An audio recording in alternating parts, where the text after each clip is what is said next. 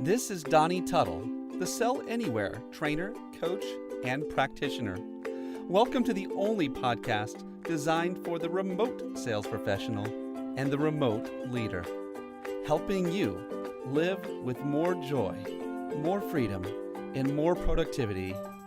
We believe that your talent is not limited to your zip code and that you can build the life that you want while selling from anywhere. What's up, Sell Anywhere crowd?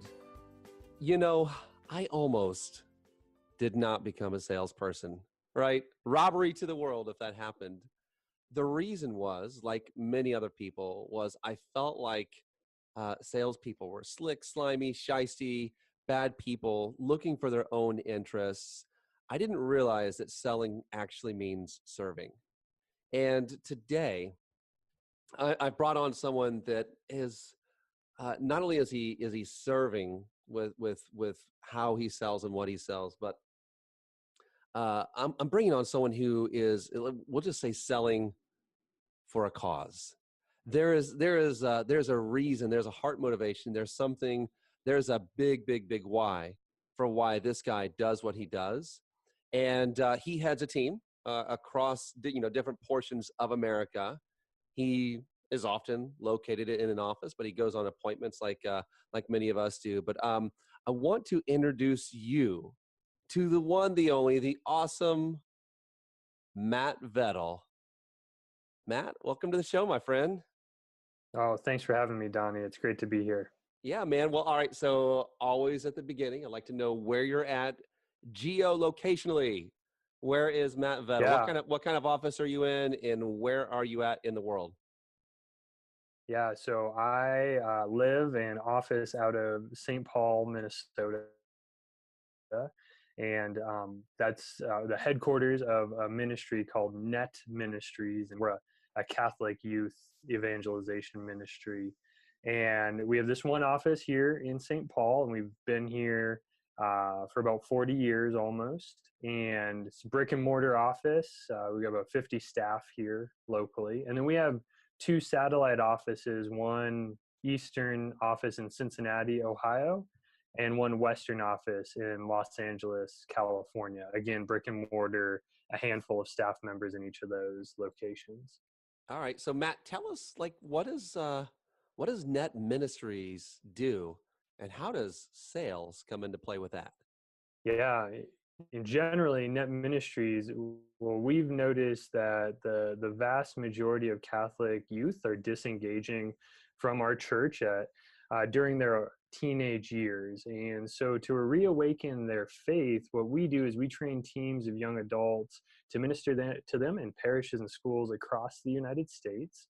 And we've been doing this since 1981, and all together, our missionaries have reached over 2 million young people in that amount of time. And my particular role at NET Ministries is to work in our fundraising department. And I particularly, in my team, we work with individual donors one-on-one, helping them decide and discern giving and donating of their wealth and abilities to the work.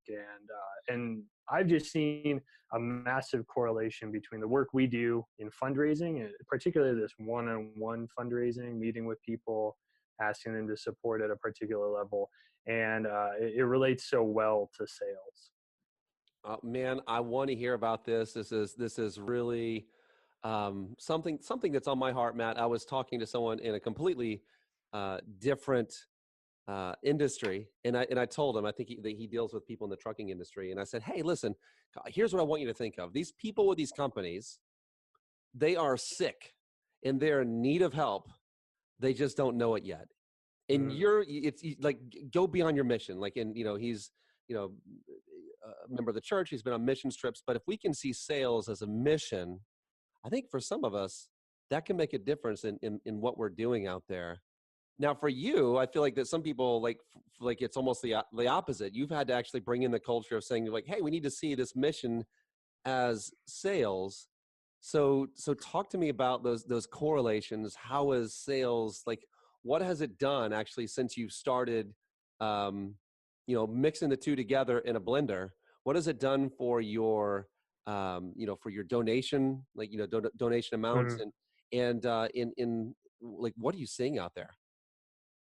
Yeah, absolutely. Yeah, we have the advantage, me and my team, that, like you said, we have the cause and the mission under our belt, and for the most part, our staff members have served with us as missionaries in the past. So I served about 15 years ago in the middle of my college career.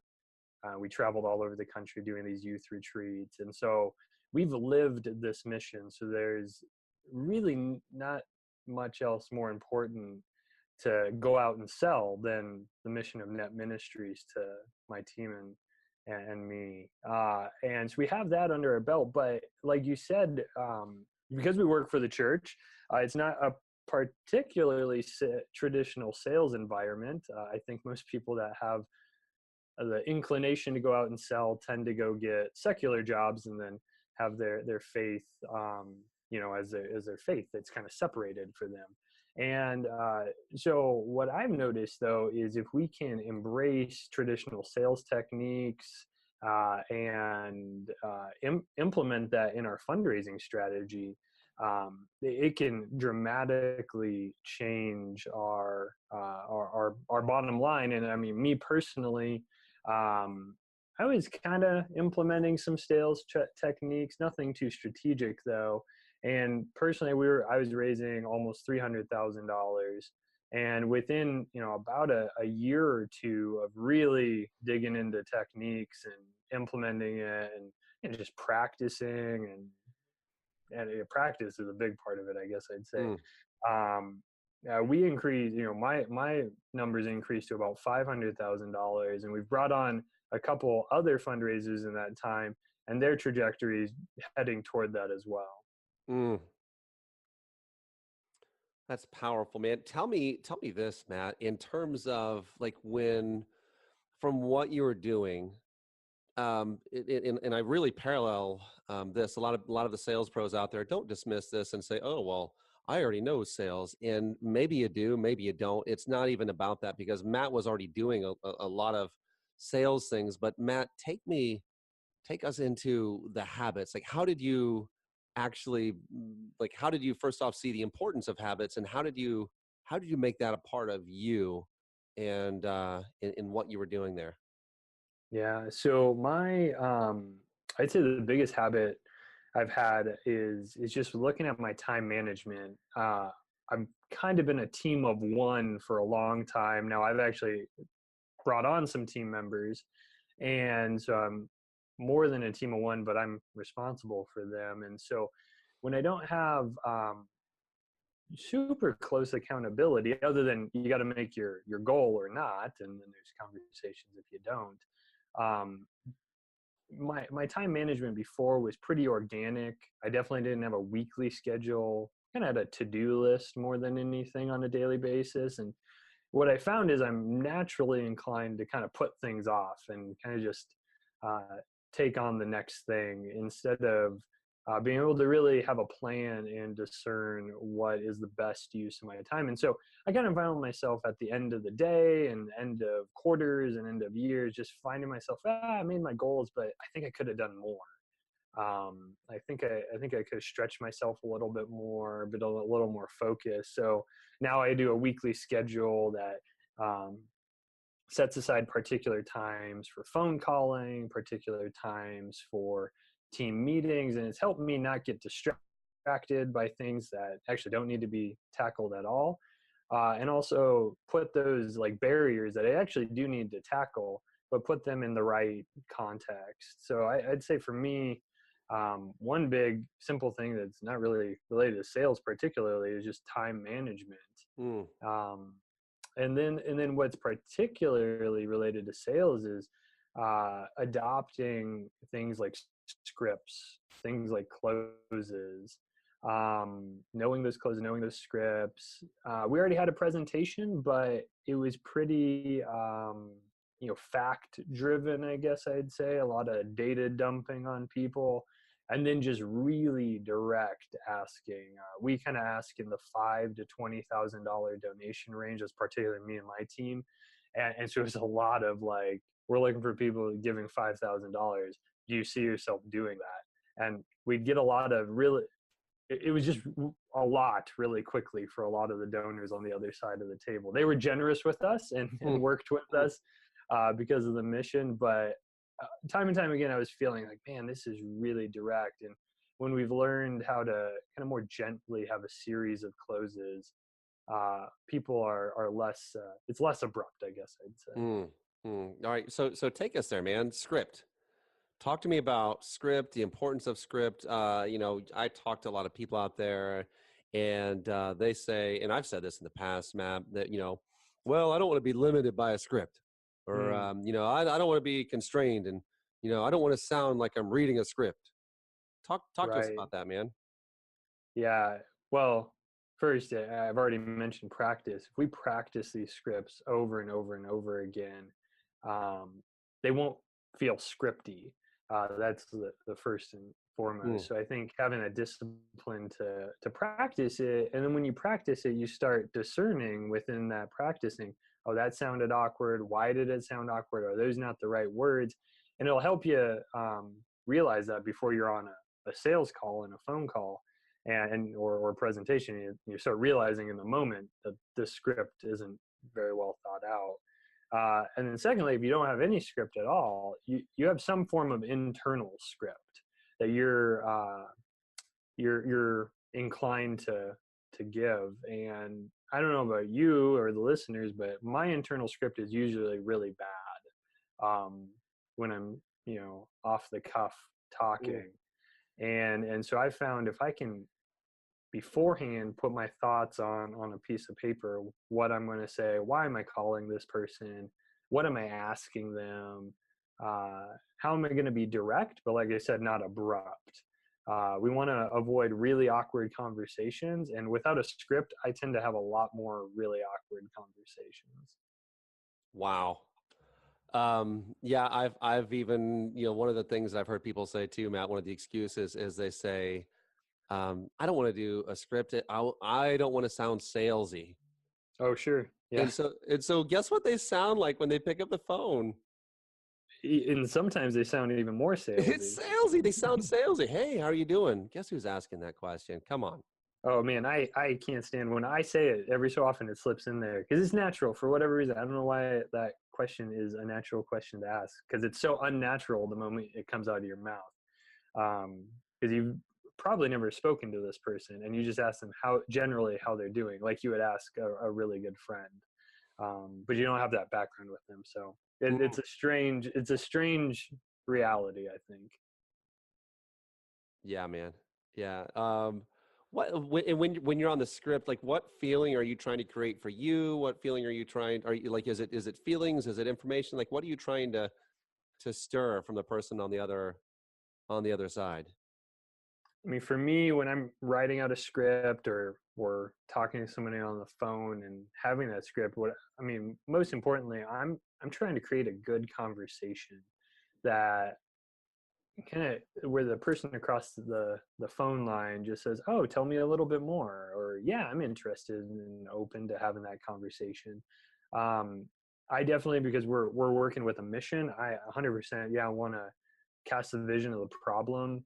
For us, it's young people leaving our churches at an alarming rate. I want to cast that vision. I want to cast a vision that we're doing something about that, which definitely does hit like an emotional, button, I guess I'd say. And, but I'd say even more importantly, I could set all that aside, and my goal is just to have a good conversation. I found not that I just keep people on the phone long enough, but sometimes they do tend to be, decent conversations. When I ask them for the meeting toward the end, they're just like, yeah, I mean, it's almost like we've had a good enough conversation that all those barriers have kind of dropped. And they just think, yeah, it'd be natural for us to meet up for a cup of coffee or a lunch. And one thing that I can say too, and this is to almost everyone out there that's listening, unless you're very, very transactional, don't sell your product. right? Sell the meeting. Sell, Right. have a conversation, and have it. Your script should be your guidebook for no question. But yeah, go for the appointment. Yep. Yeah, I've been just recently really asking people if they're open to furthering this conversation. Yeah, are you open to that? Yeah, great one. Write that one down, guys. That's a non-aggressive sounding way to be aggressive. Are you And there's open? really not a lot Like of people that are not open. Once in a while, they're like, "No, I'm not open to that," and you're like, "Oh, okay. Well, yeah, that's you made a decision, so that's fine. I appreciate that." yeah, who wants to be not open, right? We all want to be open. All right, just wanted to take a real quick break here because I want you to go and hit the pause button and go over and connect with me on social media. Because if you're not there, like, first off, how can we even be called friends, right? I want you to find me on LinkedIn. I want you to find me on Instagram, and it's Donnie Tuttle, Donnie, Tuttle, Tuttle. And let's connect, because here's the deal. Any of those little thought nuggets, any of those, those things that are happening to me throughout my week, you are going to be able to connect with. And boy, I'd love to interact with you. So go ahead and do that. Let's keep the interaction going. Let's keep the party going. And now back to the show. Matt, take me here, man. There's something that you kind of got me into, and I feel like that I'd love for you to share with the audience. And there's like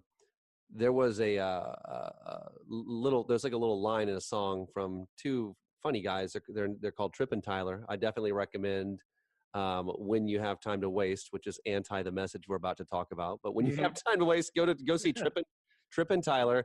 And there's one of these their song called Working From Home, and there's a line in there that says, "It's hard to do anything when you can do everything." And talk to us, Matt, just in terms of um, I don't know, let's just call it the noonday devil. Can you talk about the book? Can you talk about what it says and how it applies, and how it can apply to someone who really might not be accountable physically to someone?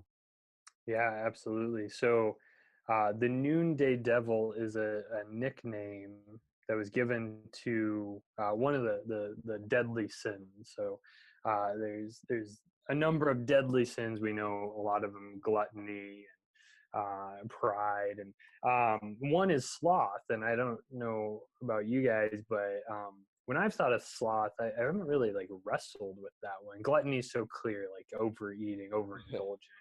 Pride just being, kind of just full of yourself, maybe a little bit of a jerk. It's pretty sloth. I'm like, well, I don't know. Like, I mean, I'm not sitting around doing nothing. But sloth, there's more to it than what I think I definitely thought of when I first kind of heard of that sin. And there's another word for it called acedia, and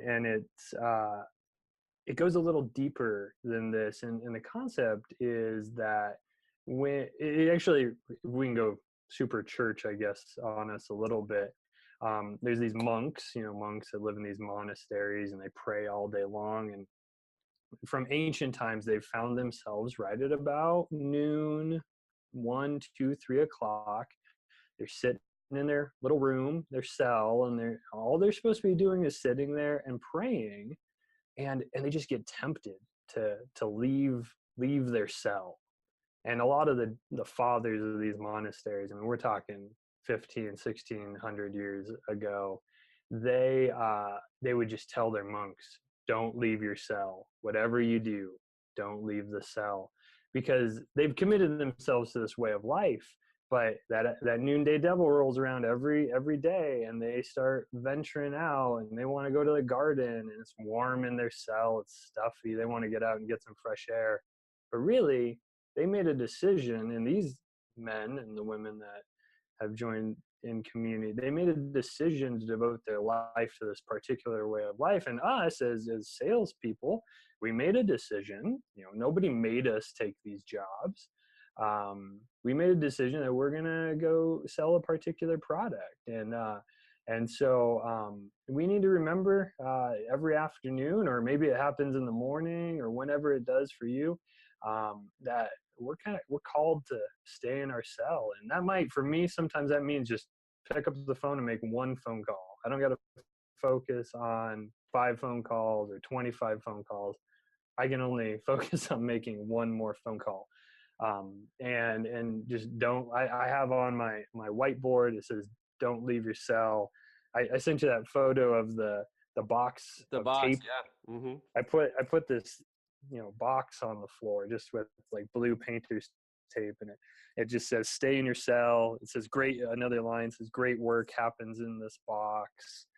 People say yes when I'm standing in this box. It just it's positive self-thought and self-speak that helps me do what I committed to way back when I said yes to taking this job. Mm. It can be easy for us to change our commitments, right? When our feelings change, when our emotions changed. And gosh, man, I feel like so many of us are, well, I think all of us to some degree are emotionally driven, or even more importantly, I would say habitually driven. Yep. And sometimes we don't know why we don't want to do something. We just know we don't want to do something. And so oftentimes we'll find something to creatively avoid and do something else with. So like give me some things that you've labeled with this acedia thing, like these things that like get in your way or tempt you from giving your 100% dead level best effort. Give me some ideas what that might be. Oh, for me, it tends to be email, especially as I've been taking on some like management responsibilities. I found I have more and more emails, and we definitely have to, respond to those emails, but we don't have to respond in the moment. And when I was trying to keep like inbox zero, like all the time, oh man, I was just answering emails all day, and I never get to something like my phone calls. Um, Here at NET, we haven't adopted a ton of great technology, but we've tried. And I don't know for you guys, but bringing on new technology, you gotta do a demo with somebody, and then you gotta talk to all the supervisors that'd be involved in using this. You gotta get the budget approved. And so I found myself, even though that's not my job here at NET, getting sucked into these type of meetings and demos. I like new technology. I like being able to do my job better and more efficiently. But I just found like, hey guys, that's not my role here at NET. And actually it is other people's role. And so I got to let them take care of that. And, there's other social media. The football season just started. Fantasy football can like eliminate everybody's time. That probably is a major issue in the United States. Our productivity in the month of September and October probably goes down significantly just because of fantasy football. So I think it's whatever you find sucking your time away. And for me, I find myself at the end of the day, if I really kind of ran from meeting to meeting to meeting and sucked into this, and then I check my email, and I just, at the end of the day, I'm exhausted, yet I didn't make any phone calls at all. And the plan was to make phone calls. And so that's a really exhausting way to go about life every single day. Mm. So it's interesting that you mentioned running hard, right? Can sometimes, right, actually put us in the place to where we're more susceptible. Mm-hmm. And I have seen it time and time again where it's like if you're running emotionally low, then you're more susceptible to making these bad decisions, right? Absolutely. Yeah. How have you like as you've done these things, I'm hearing some positive self-talk and some like what are some of the strategies that you have found that work? What are some things that maybe haven't worked, to keep you in your cell, so to speak? And we mean that in a positive and powerful way. It's not a prison sentence, right? But no, it's like keeping us to what we committed to. Because the truth is, when you get tired, if you're experiencing any emotional distress at home, in your family, extended family, you're more susceptible to step outside of what you committed to, because the work we all do is a difficult work at times. People are saying no to us. That's never fun. And so something, I mean, man, positive self-talk is by far the best thing we can do. If we can start our day off with some daily affirmations, if I have particular kind of negative things that keep creeping in, like, oh man, these people don't want me to call them, they don't want to talk to me, just writing that down and then writing something positive, nothing made up. Not saying they're sitting by their phone waiting for me to call that, because that's not true. We are professional interrupters. And so, but just saying, hey, they've landed. We don't have any straight up cold calls, so everybody should know about us in some capacity here at NET, the people we're calling, and they generally like us, and so just landing on what's actually true has been helpful.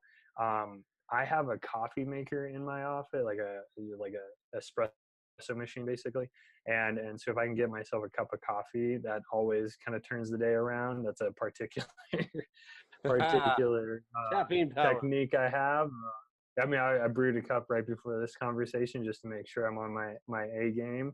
And so I mean, there's some physical things we can do to get ourselves going. Okay, and you said you stand and you don't sit sometimes. Is that also? Did I catch that? That's right. Yeah.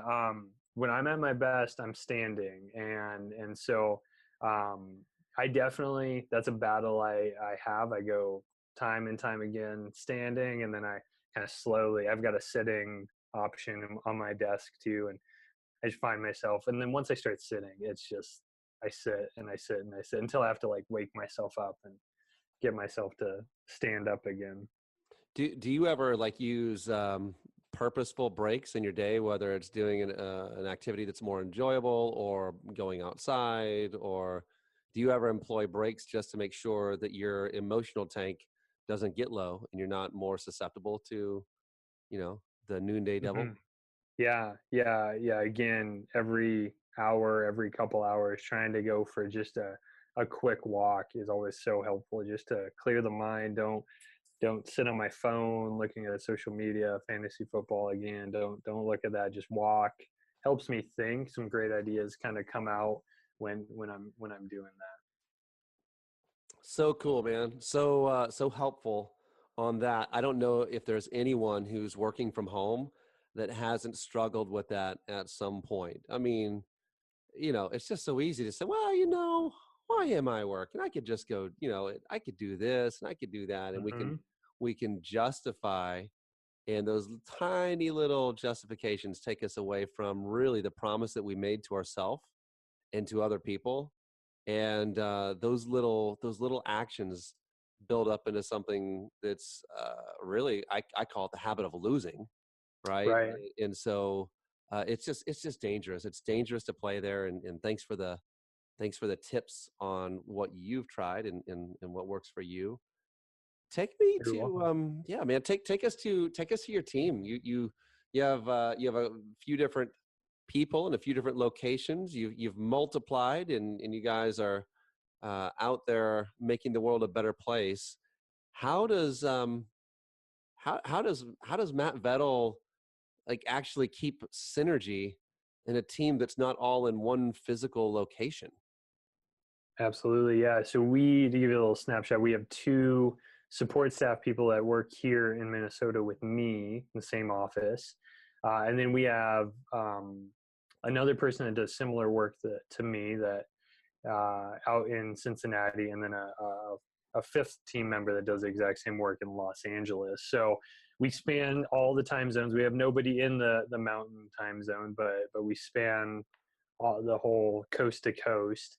And because Cincinnati's just right in the Eastern time zone, and so we do a every other week we have a team meeting where we're video conferencing people in, and then every week, this is the golden thing we do is we do a 2 hour chunk of team calling where everybody jumps on our video conferencing system and just sees everybody else doing that calling. And I think in What's that do regards to, for you? oh man, it just honestly, just knowing somebody else is picking up the phone and that somebody else is getting a win here and a win there. And when we get five of us on, um, it just really, uh, the wins happen. Even if somebody goes winless that day, they at least see, two, three, four other wins happening in that period of time. It helps me see what everybody else's pace is, even just to pick up my own pace. I think because we're not a traditional sales environment, we weren't handed standards of multiple years of data saying, hey, you should call at this rate and you should close at that rate. And so seeing what other people can do, I think, is always so much more helpful. Love it. Yeah, we do something similar as well, and it's nice to see someone in front of you. Like you're not alone. You're not Yep. alone. And man, sometimes when you're calling from your own home or you're the only one in the office doing it, sometimes that misery of loneliness can be something that really can tempt you and lure you away from Absolutely. from the cell. So Yeah, you love gotta it. you gotta battle that when you're alone. I mean, it's that monk sitting in his cell praying, and even though there's brother monks all around him in their own cells, he just feels alone. Maybe he's walking away. So yeah, I mean, in a church environment where the sales techniques, the phone calls aren't always prominent, yeah, we've had to really just say like, hey, we're in this together, we're all doing this, you're not alone picking up the phone. And then as a manager now, being a practitioner, I mean, I think that's the best thing we can do to encourage our team, is just say, hey, I'm in it too. And that's hard to manage and sell at the same time. Okay, yeah, open that one for me, man. Like how have you found, like it's almost like you're wearing or housing two different Hmm. personalities, right? It's like, hey, it's Matt the leader, or hey, it's Matt the producer. How do you reconcile the two, and what, like um I don't know, like I find so many people go off balance one way and they're like, I'm just gonna go produce, and other people are like, Hmm. I really just need to go help lead, and so they stop producing. Like how do you do all of that? Yeah, I found two things to be really helpful. One, I do set aside Fridays to just planning. I try not to set meetings like outside appointments. If there's any like internal things I really got to take care of, internal meetings that are kind of on the side, I try to take care of those on Fridays. And then most importantly, really thinking, how can we care for and train this team of people? And so really setting aside Fridays and then keeping Monday through Thursday, it allows me to put some more significant activity onto those days. I also think it's helpful being realistic about your goals. I have new fundraising dollars that I need to raise every year.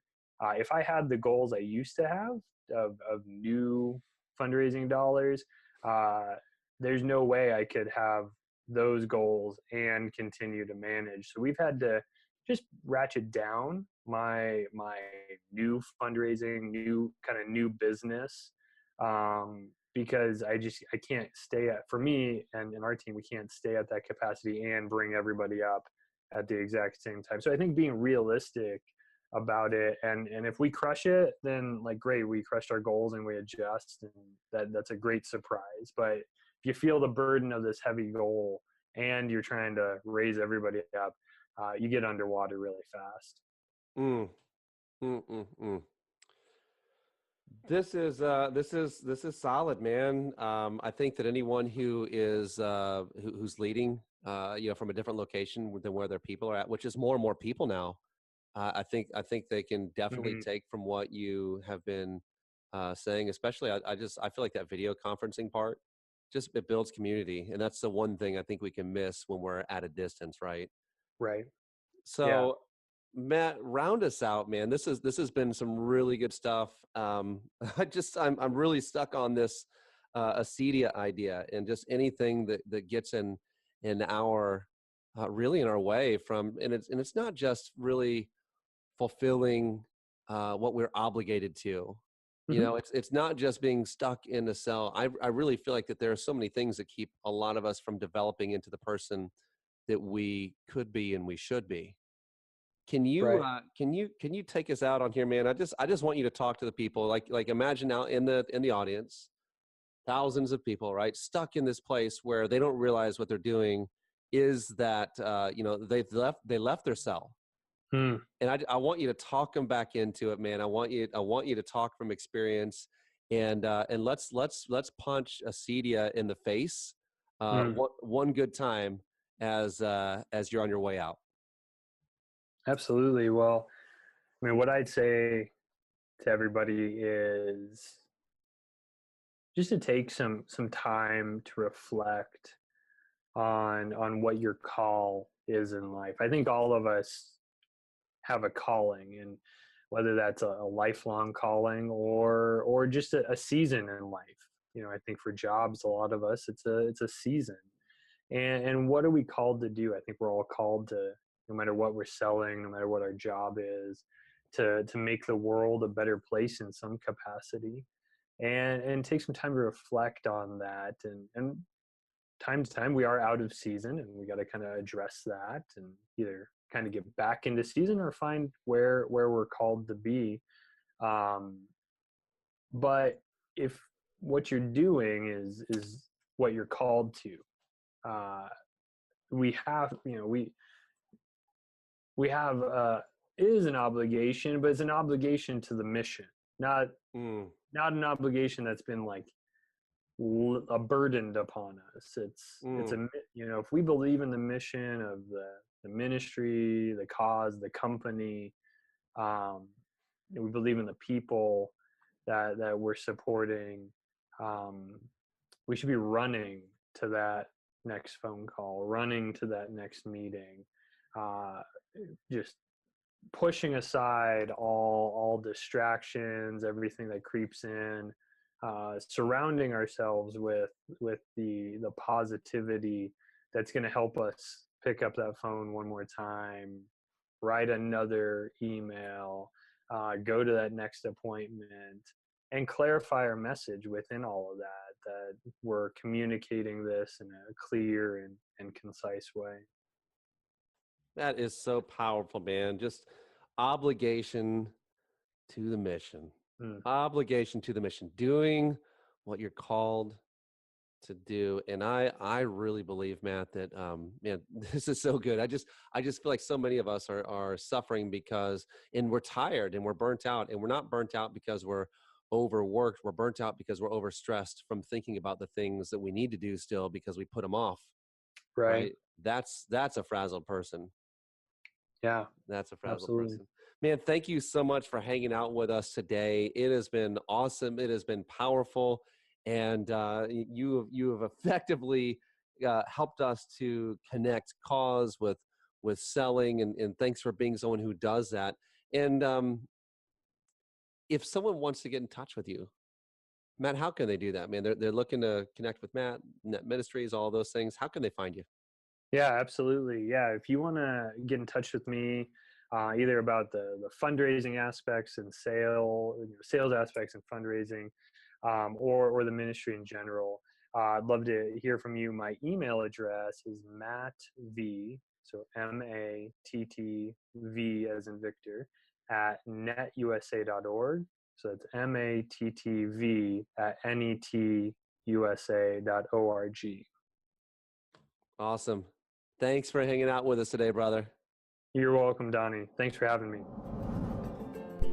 Hey, thanks for joining us. And before you hit that next button on that phone, I want you to continue with me for just a little bit longer because I've put something together especially for you. I want you to go over to DonnieTuttle.com, and you are going to find that I have put together a course on selling anywhere. I have literally taken all of the mistakes out of this thing that I've learned over the course of 2.5 years, and I provide a template of how you can go out there and sell anywhere. Everything from the traveling and the moving to the setup to the teardown to the mindset, methods, and motivation to different formats of being able to present to people in a way that is compelling. I have done that for you, and I'm asking you to go to DonnieTuttle.com and download the first class session for free.